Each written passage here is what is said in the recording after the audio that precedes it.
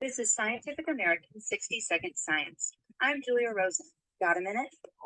Every 2 weeks on the full and new moons, the sun, moon, and earth fall along a nearly straight line.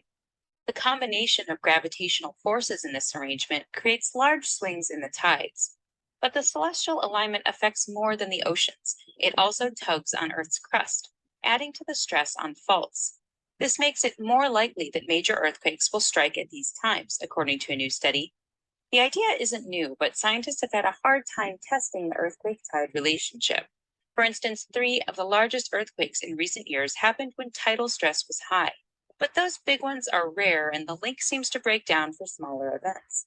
So the researchers crunched a bunch of numbers. By looking at more than 10,000 medium and large earthquakes, they found that the proportion of large events increased when tidal stress was high.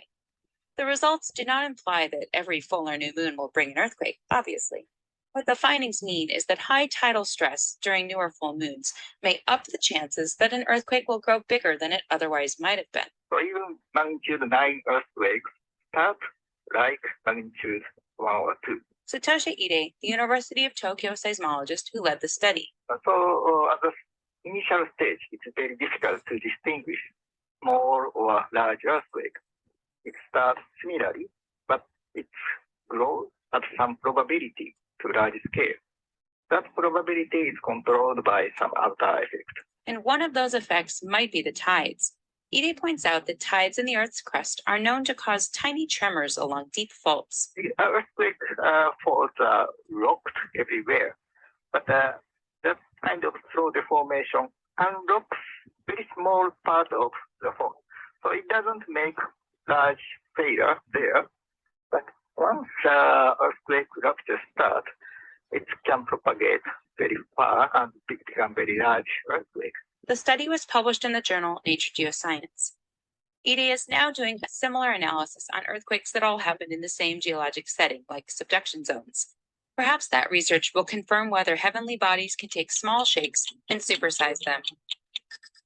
Thanks for listening.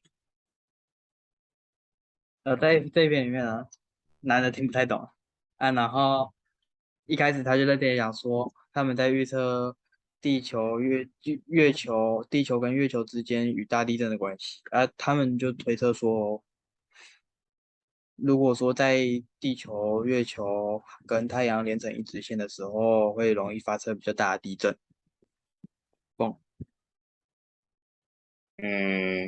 他们应该是在讲一些正相关的东西，然后我听到他们一直说到海，然后可能还有潮汐吧，剩下的我就听不太懂。那个男的日本腔很重，谁听得懂？